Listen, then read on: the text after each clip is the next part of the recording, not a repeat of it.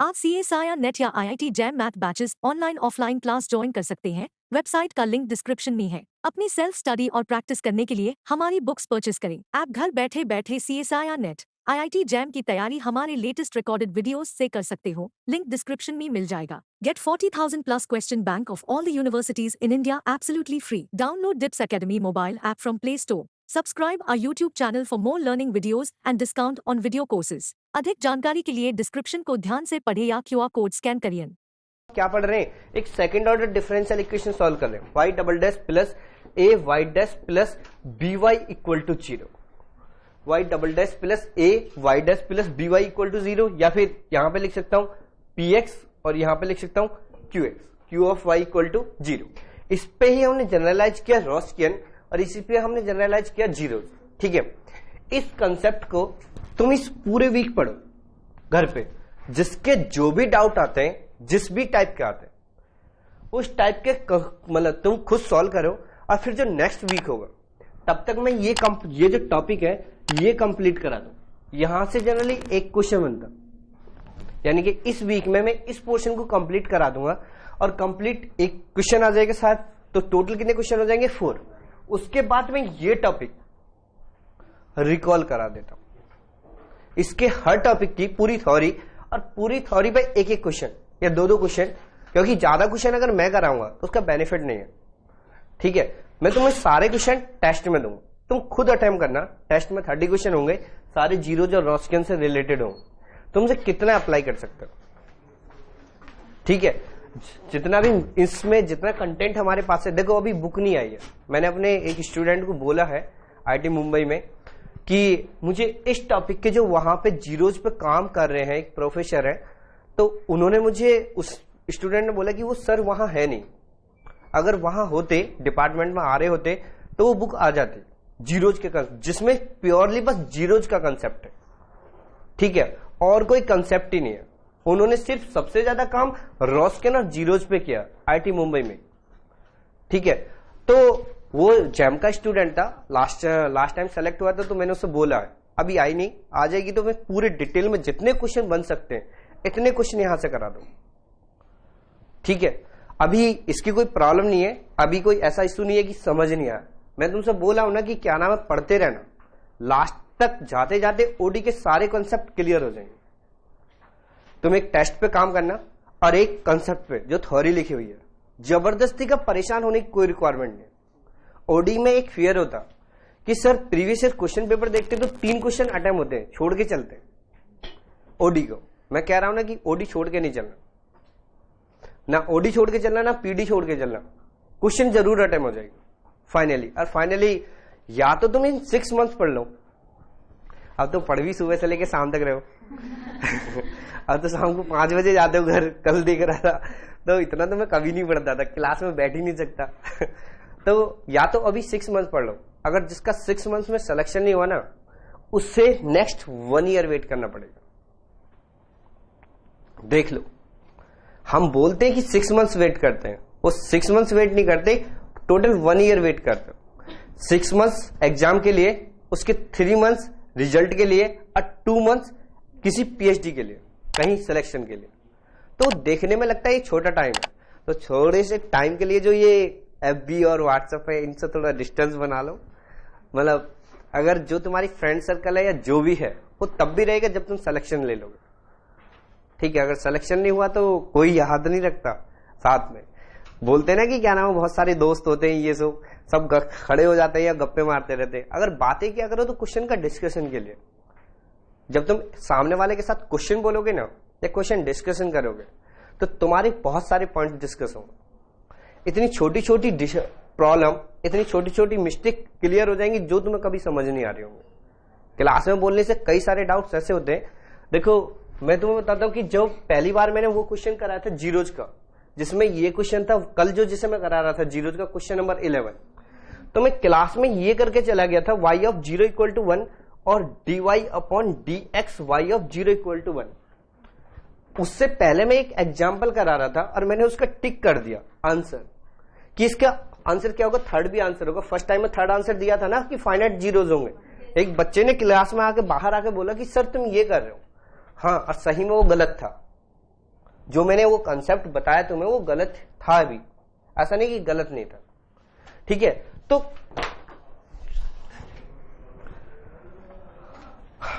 जो कंसेप्ट हमारे पास गलती होगी उससे तो मैं रिकॉल करा देता हूं ना, ऐसा कुछ नहीं है।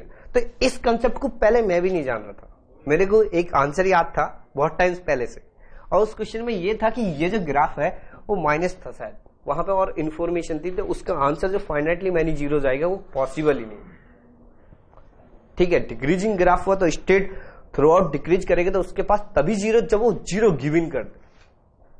समझ में आया या नहीं है? तो ये सारी चीजें क्लास में ही सीखते हैं, और इसीलिए बोल रहा हूं कि तुम जब आपस में डिस्कशन करते हो, पर हमें तो होता है ना बात करने से फुर्सत मिले तब बातें खत्म नहीं होती, ठीक है, कोई नहीं। चलो अपना नेक्स्ट टॉपिक, मैं 2 या 3 दिन में इस टॉपिक को कंप्लीट कर दूंगा, और आज से ही बोल रहा हूं तुम लोगों को सीट नंबर 4 जैसे कल क्लास में हुआ था ना, ऐसा नहीं होना चाहिए। सीट नंबर 4 इस वीक में डिस्कस होगी, इसी वीक में, क्योंकि ज्यादा बड़ा टॉपिक नहीं है, बस छोटी छोटी टर्म्स है और सब कुछ तुम जानते हो, ऐसा नहीं कि नहीं जानते हो। आज से ही सॉल्व करना शुरू कर दो, इस वीक में मैं सीट नंबर 4 भी करा दूं, ठीक है। तो लास्ट दिन ऐसा नहीं होना चाहिए कोई भी क्वेश्चन अटेम्प्ट नहीं किया।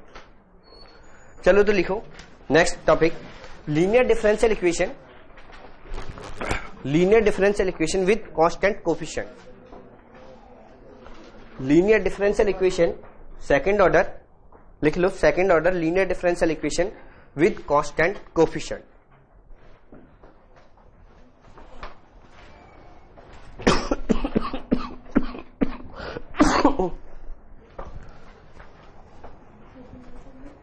Linear differential equation with constant coefficient, second order की बात कर रहे हैं हम सिर्फ। तो अगर मेरे पास second order linear differential equation है y double dash plus A Y dash plus B Y equal to 0, तो लीनियर डिफरेंशियल इक्वेशन कब कन्वर्ट होगी ये, जब a and b are constant.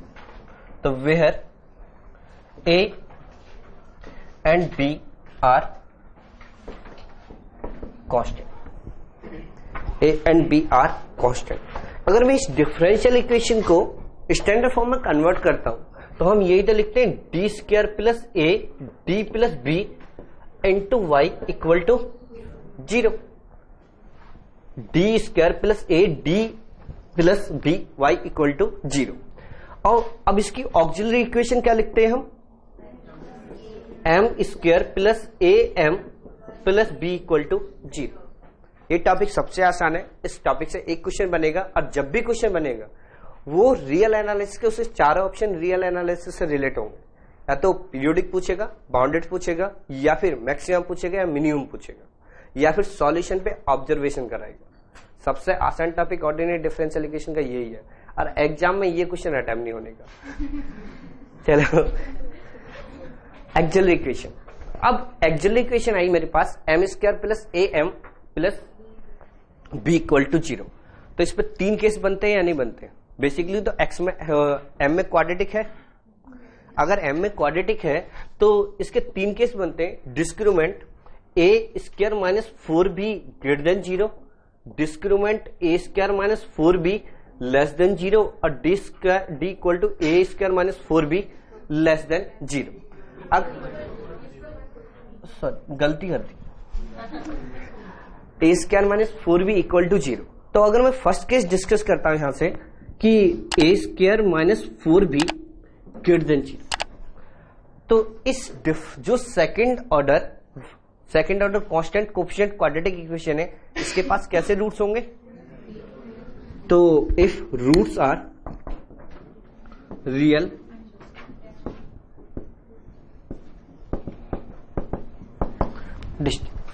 हम मान सकते हैं कि अगर रूट्स इसके लैम्डा 1 एंड लैम्डा 2, अगर रूट्स डिस्टिंक्ट है तो हमने मान लिया लैम्डा 1 एंड लैम्डा 2। तो यहां से मैं जो ये क्वाड्रेटिक इक्वेशन है इसको मैं इस फॉर्म में लिख सकता हूं, डी माइनस लैम्डा 1 और D minus lambda 2 Y equal to 0। Just watching videos won't help. You need to practice your learning by solving questions. Get the latest practice books from DIPS. Click on the link to buy now.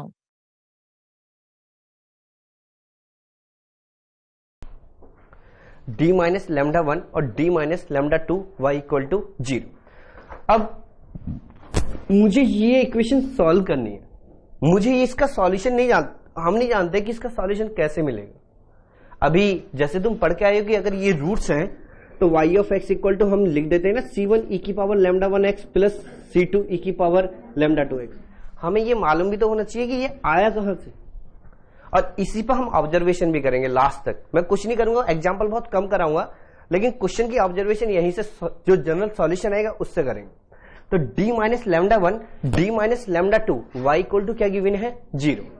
अब यहां से मैंने let किया, let d minus lambda 2 y equal to u, यही मैं partial differential equation में use करूंगा। d minus lambda 2 y equal to u, अगर ये u गिवन है तो d minus lambda 1 u equal to 0, d minus lambda 1 u equal to 0। इसे मैं लिख सकता हूं u dash minus lambda 1 u equal to 0, u dash minus lambda 1 u equal to 0। तो ये फर्स्ट ऑर्डर डिफरेंशियल इक्वेशन है। अगर ये फर्स्ट ऑर्डर डिफरेंशियल इक्वेशन है और लीनियर डिफरेंशियल इक्वेशन है, पढ़ चुके हो इसके बारे में, तो इसका सॉल्यूशन क्या मिलेगा? इसका सॉल्यूशन मिलेगा इंटीग्रेटिंग फैक्टर इक्वल टू मिलेगा e की power minus lambda 1x, solution मिलेगा u इंटू e की power minus lambda 1x equal to c1। तो u इक्वल टू मैं लिख सकता हूं c1 e की पावर लैम्डा 1x। हमारे पास इस डिफरेंशियल इक्वेशन का सॉल्यूशन आया, यानी कि u की वैल्यू मिली कि u की वैल्यू है c1 e की पावर लैम्डा 1x। हमने u किसे माना? d minus lambda 2 y equal to u। तो यहां से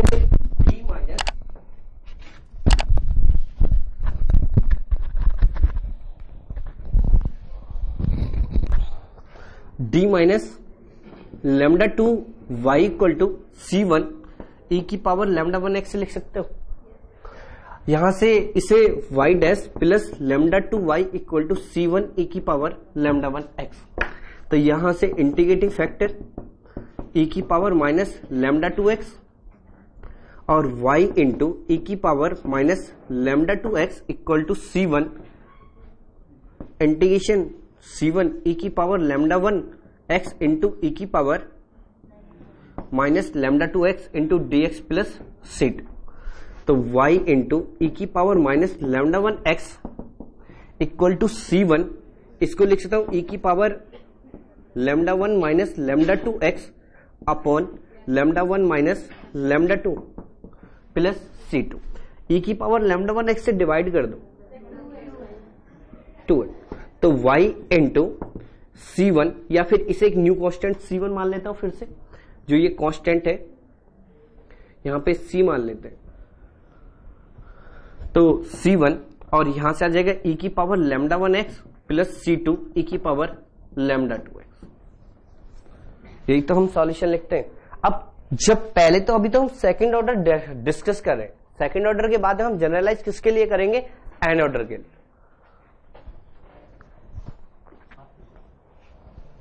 क्या कह रहे हो? नहीं याद होगा ये तो।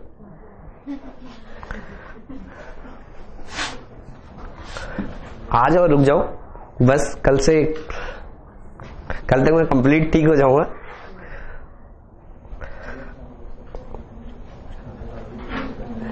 फिर खूब हंसाना, जितना हंसा सकते हो, और खूब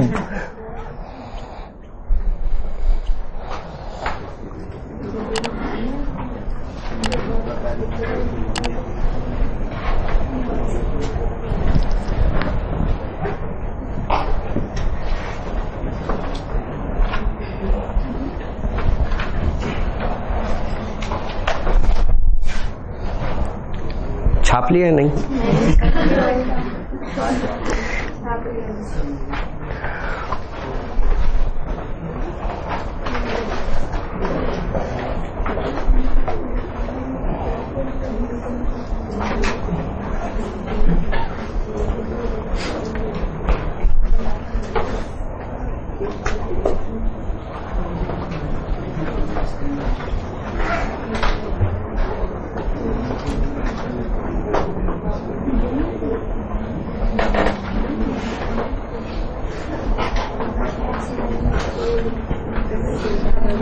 कर दूं?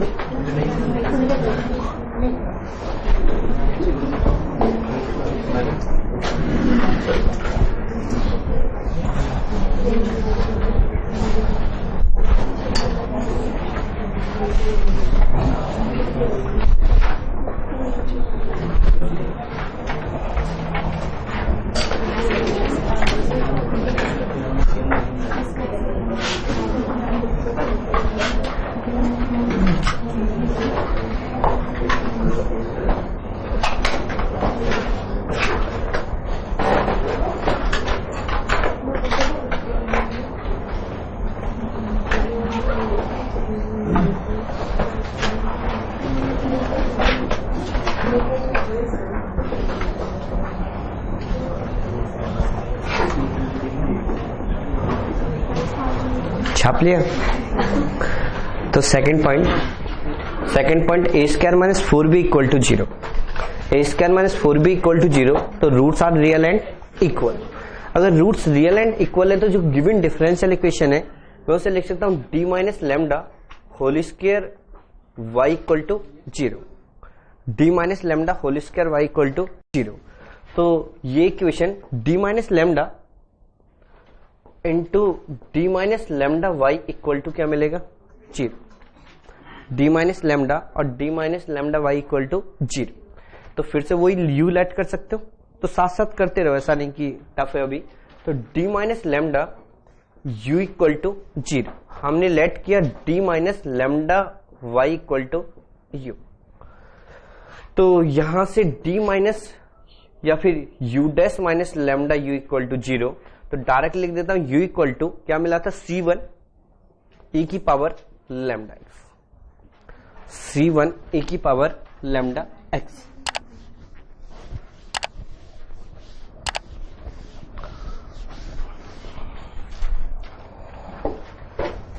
तो यहां से इसका सॉल्यूशन आएगा second equation d minus lambda y equal to u था, तो u की वैल्यू क्या है? c e की पावर लैम्डा x, तो c1 d माइनस लैम्डा या फिर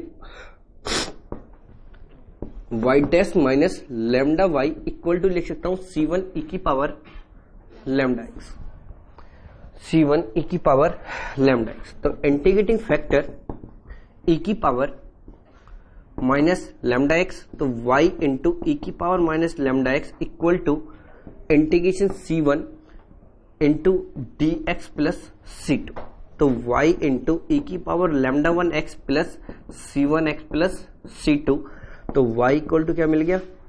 c1 x plus c2 e की power lambda x।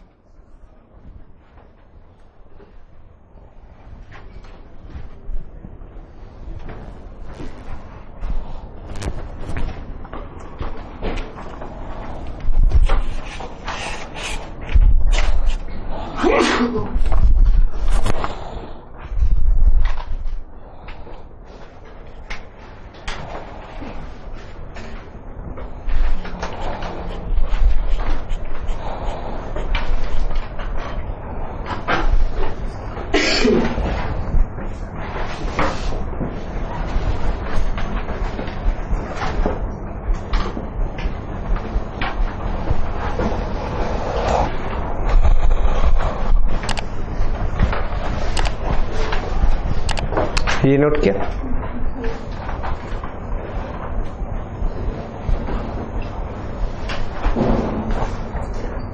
A square minus 4b, third case, A square minus 4b less than 0। अगर ये लेस देन 0 तो roots कैसे मिलेंगे? कॉम्प्लेक्स। अगर रूट्स कॉम्प्लेक्स है तो मैं मान सकता हूं lambda 1 equal to alpha plus I beta और lambda lambda 2 equal to alpha minus I beta, ये मान सकता हूं। या तो मैं इसे पूरा सॉल्व करूं, ये केसेस रूट्स फाइंड आउट करूं, या फिर मैंने लेट किया lambda equal to alpha plus I beta और Hope you lambda are liking these learning videos. Want to study with Dubey Sir Live? Join our offline online batches for CSIR Net Maths and JAM. Visit our website or click on the link highlighted to know more.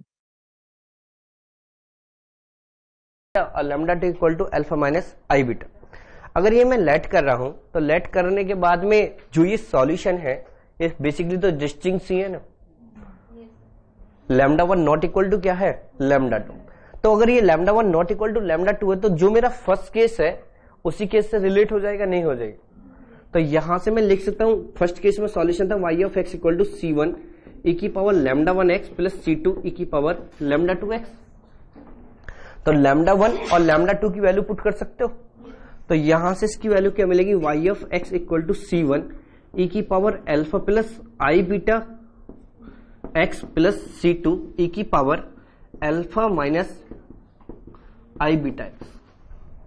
इसे कुछ break कर सकते हो, y of x equal to c1 e की power alpha x into e की power i beta x plus c2 e की power alpha x into e की power minus i beta x। तो y of x equal to e की power alpha x common आएगा, तो यहां से क्या मिलेगा, c1 e की power i beta x plus c2 e की power minus i beta x।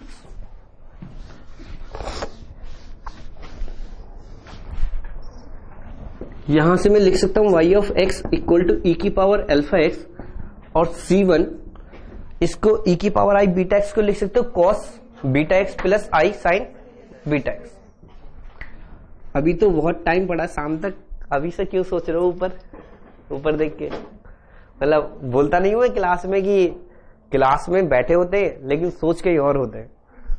तो अभी तो सुबह ही शुरुआत ही हुई है, शाम दूर पड़ी है। C1 cos, ये वाला टॉपिक भी समझ नहीं आ रहा क्या, कौन सा वाला टॉपिक समझ, अच्छा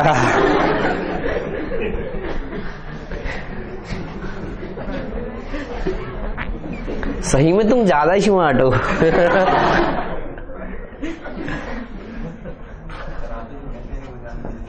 क्या मैं क्या बोलता हूं,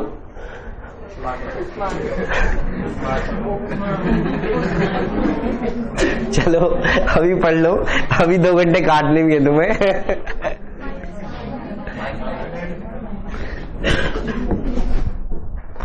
e की पावर अल्फा x यहां पे लिख सकता हूं c1 प्लस c2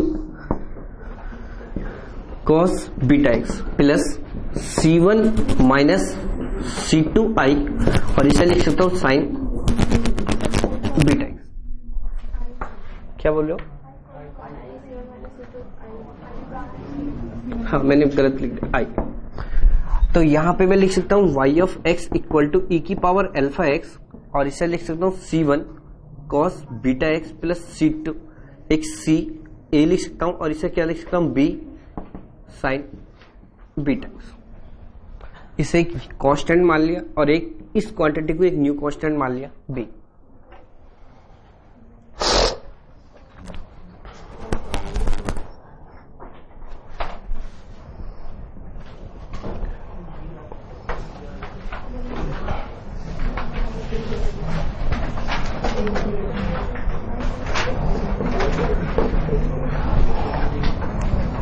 ये नोट किया,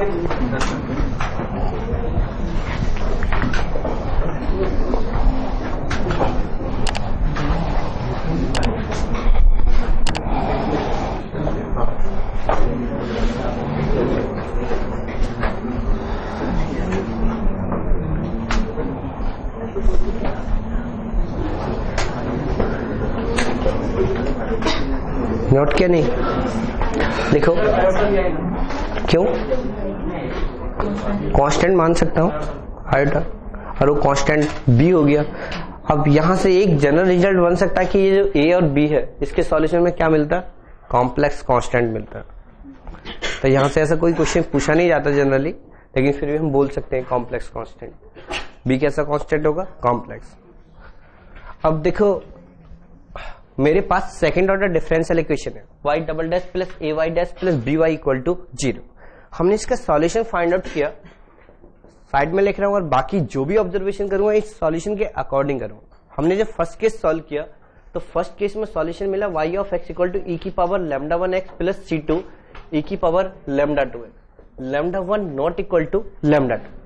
सेकंड केस में हमें सॉल्यूशन मिला y of x equal to c1 x c2 e की पावर लैम्डा x और lambda equal to lambda 1 comma lambda 2। Third case y of x equal to e की power alpha x और यहां से क्या मिला c1 cos beta x plus c2 sine beta x।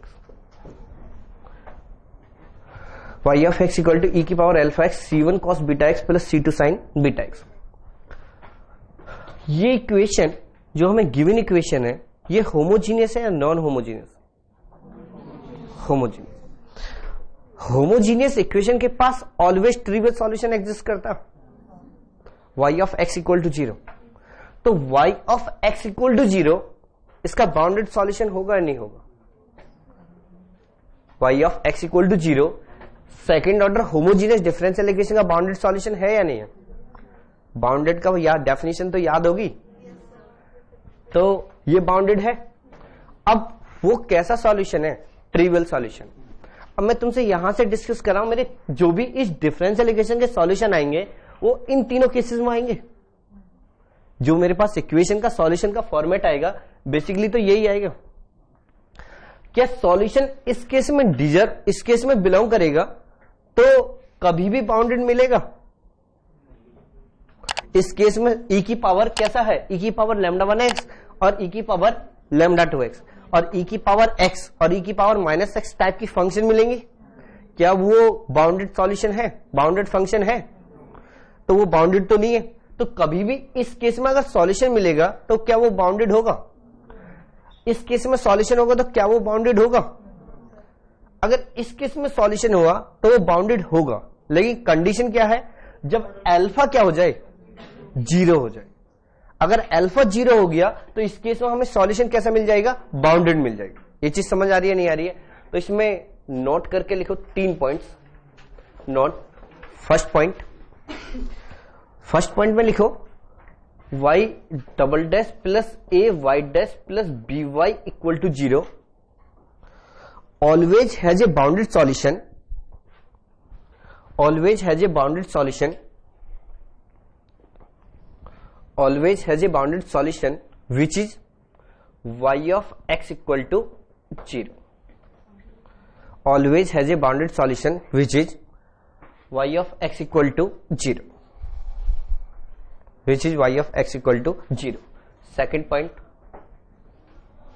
second point में लिखो if roots of differential equation, if roots of differential equation are real and distinct, then non-trivial solution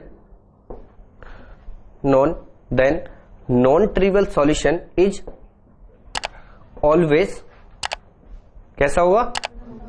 unbounded, is always unbounded.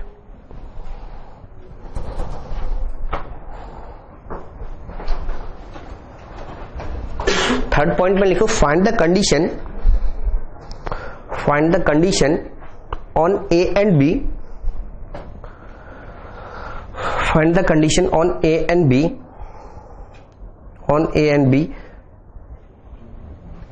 Condition on a and b लिख दिया, then solution is bounded. हमें वो condition find out करनी है जिनमें solution क्या मिलेगा? Bounded. अगर बाउंडेड तो इसी केस में मिलेगा ना, और इसमें जब भी रूट्स मिलेंगे वो लैम्डा 1 इक्वल टू क्या मिलना चाहिए? अल्फा आई बीटा, और लैम्डा 2 इक्वल टू क्या मिलना चाहिए? Alpha minus I beta. Bounded तब हो सकता है ये सॉल्यूशन जब अल्फा कैसा हो जाए? 0। तो लैम्डा 1 इक्वल CSIR नेट या IIT jam math batches online offline class join कर सकते हैं। वेबसाइट का लिंक डिस्क्रिप्शन में है। अपनी सेल्फ स्टडी और प्रैक्टिस करने के लिए हमारी बुक्स परचेस करें। आप घर बैठे बैठे CSIR नेट IIT जैम की तैयारी हमारे लेटेस्ट रिकॉर्डेड वीडियोस से कर सकते हो, लिंक डिस्क्रिप्शन में मिल जाएगा। Get 40,000 plus question bank of all the universities in India absolutely free. Download DIPS Academy mobile app from Play Store. Subscribe our YouTube channel for more learning videos and discount on video courses. अधिक जानकारी के लिए description को ध्यान से पढ़े या QR code scan करिए। 1 इक्वल टू क्या मिल गया, आई बीटा, और लैम्डा 2 इक्वल टू क्या मिल गया, माइनस आई बीटा। यानी कि अगर इसके रूट्स इस फॉर्म में हुए, lambda 1 equal to I beta और lambda 2 equal to I beta minus I beta, तो sum of the roots find out कर सकते हो, sum of the roots find out कर सकते हो। तो तुम lambda 1 plus lambda 2 equal to क्या आएगा, 0, और लैम्डा 1 प्लस लैम्डा 2 रूट्स किस इक्वेशन के, फर्स्ट इक्वेशन के। अगर फर्स्ट इक्वेशन के रूट्स हैं तो लैम्डा 1 प्लस लैम्डा 2 किसके इक्वल होगा, माइनस ए के। तो माइनस ए इक्वल टू क्या मिलेगा, 0, तो इंप्लाइज ए इक्वल टू क्या मिल गया, 0। Second case, lambda 1 into lambda 2 equal to क्या मिलेगा, beta square, iota iota i square हो जाएगा प्लस, हाँ बीटा स्क्वायर। तो लैम्डा 1 इंटू लैम्डा 2 किसके इक्वल हो जाएगा, बी के, और बी इक्वल टू क्या गया, बीटा स्क्वायर। अब बीटा तो नॉन जीरो क्वांटिटी है, बीटा तो नॉन जीरो क्वांटिटी है या नहीं है, तो बीटा क्या होगा, बी की वैल्यू क्या होगी, ग्रेटर देन 0। तो बी पे क्या कंडीशन आई, ग्रेटर देन 0। यानी कि अगर डिफरेंशियल इक्वेशन का सॉल्यूशन बाउंडेड हुआ तो ए, हमने क्या लिखा था statement, find the condition for a and b, find the condition on a and b for solution is bounded, for solution is bounded. तो यहां से बताओ ए क्या होगा, 0, और बी क्या होगा, ग्रेटर देन 0। यानी कि कभी भी डिफरेंशियल इक्वेशन का सॉल्यूशन तभी बाउंडेड मिल सकता है जब ए क्या मिल जाए, 0। 2-3 बार रिपीट करा दिया। अभी तुम्हें क्वेश्चन लिखूंगा और तुम क्वेश्चन में पता नहीं क्या क्या सोचोगे थोड़ी देर बाद, ठीक है। तुम्हारे पास स्टेटमेंट है ये, ए इक्वल टू 0 और be greater than 0।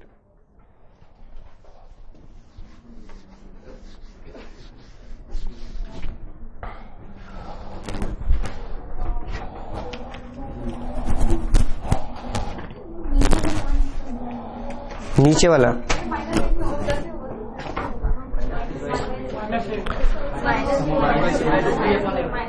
Some of the roots क्या होता, माइनस बी अपॉन ए, ठीक है। Hope you are liking these learning videos. Want to study with Dubey Sir Live? Join our offline online batches for CSIR Net Maths and JAM. Visit our website or click on the link highlighted to know more.